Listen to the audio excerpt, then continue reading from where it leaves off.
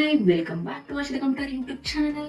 ಇವತ್ತು ನಾನು ನಿಮ್ಗೆ ಹೇಳ್ಕೊಡ್ತಾ ಇದ್ದೀನಿ ಎಕ್ಸೆಲ್ ಶೀಟ್ ನ ಯಾವ ರೀತಿ ಆಪರೇಟ್ ಮಾಡ್ಬೇಕಂತ ಹೇಳ್ಬಿಟ್ಟು. ಮೊದಲಿಗೆ ಪಟ್ಟಂತ ಎಕ್ಸೆಲ್ ಶೀಟ್ ನ ಓಪನ್ ಮಾಡ್ಕೊಳ್ಳೋಣ. ಸರ್ಚಿಗೆ ಬನ್ನಿ.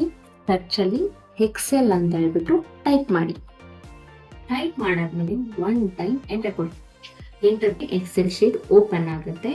ಓಪನ್ ಆದ್ಮೇಲೆ ಇಲ್ಲಿ ಬ್ಲಾಂಕ್ ವರ್ಕ್ ಬುಕ್ ಅಂತ ಇದೆಲ್ಲ ಅದ್ರ ಮೇಲೆ ಒನ್ ಟೈಮ್ ಕ್ಲಿಕ್ ಮಾಡಿ.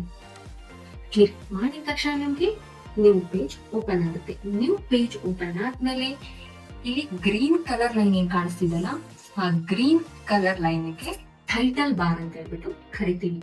ಈ ಟೈಟಲ್ ಬಾರ್ ಅಲ್ಲಿ ನಮ್ಗೆ 3 ಬಟನ್ ಸಿಗುತ್ತೆ. First one minimize, second one maximize, third one close button.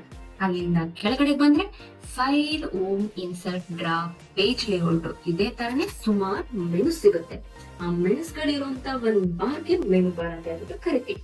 ಅಲ್ಲಿಂದ ಕೆಳಗಡೆ ಬಂದ್ರೆ clip board, font, alignment, number, style, cells, edit, ಇದೇ ತರಾನೇ ಸುಮಾರು ಆಪ್ಷನ್ ಸಿಗುತ್ತೆ. ಆಪ್ಷನ್ಸ್ ಇರುವಂತ ಒಂದು ಬಾರ್ಗೆ ರಿಬನ್ ಬಾರ್ ಅಂತ ಹೇಳ್ಬಿಟ್ಟು ಕರಿತೀವಿ. ಸೊ ರಿಬನ್ ಬಾರ್ ಇಂದ ಕೆಳಗಡೆ ಬಂದ್ರೆ ಇಲ್ಲಿ ಎಫೆಕ್ಟ್ಸ್ ಅಂತ ಏನ್ ಕಾಣಿಸ್ತಿದಲ್ಲ ಅದಕ್ಕೆ ಫಾರ್ಮುಲಾ ಬಾರ್ ಅಂತ ಹೇಳ್ಬಿಟ್ಟು ಕರಿತೀವಿ. ಅಲ್ಲಿಂದ ಕೆಳಗಡೆ ಬಂದ್ರೆ ಸ್ಪ್ಲಿಟ್ ಶೀಟ್ ಸಿಗುತ್ತೆ. ಈ ಸ್ಪ್ಲಿಟ್ ಶೀಟ್ ಅಲ್ಲಿ ನಾವು ವರ್ಕ್ ಮಾಡೋದು. ಅದರಲ್ಲಿ ಎ ಬಿ ಸಿ ಡಿ ಅಂತ ಹೇಳ್ಬಿಟ್ಟು ಆಲ್ಫಾಬೆಟಿಕಲ್ಸ್ ಏನ್ ಕಾಣಿಸ್ತಿದಲ್ಲ ಅದಕ್ಕೆ ಕಾಲಮ್ಸ್ ಅಂತ ಹೇಳ್ಬಿಟ್ಟು ಕರಿತೀವಿ.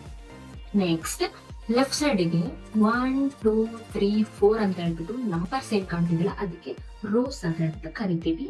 ನೆಕ್ಸ್ಟ್ ಒನ್ ನಾ ಸೆಲೆಕ್ಟ್ ಮಾಡಿರುವಂತ ಏರಿಯಾ ಏನಿದೆಲ್ಲ ಆ ಏರಿಯಾಕ್ಕೆ ಸೆಲ್ ಅಂತ ಹೇಳ್ಬಿಟ್ಟು ಕರಿತೀವಿ. ಇಲ್ಲಿಂದ ರೈಟ್ ಸೈಡ್ ಬಂದ್ರೆ ರೈಟ್ ಸೈಡ್ ಅಲ್ಲಿ ನಮ್ಗೆ ರೂಲರ್ ಸಿಗುತ್ತೆ ಪೇಜ್ ನ ಅಪ್ ಅಂಡ್ ಡೌನ್ ಮಾಡೋಕೆ. ಅಲ್ಲಿಂದ ಕೆಳಗಡೆ ಬಂದ್ರೆ ಸ್ಟೇಟಸ್ ಬಾರ್ ಸಿಗುತ್ತೆ.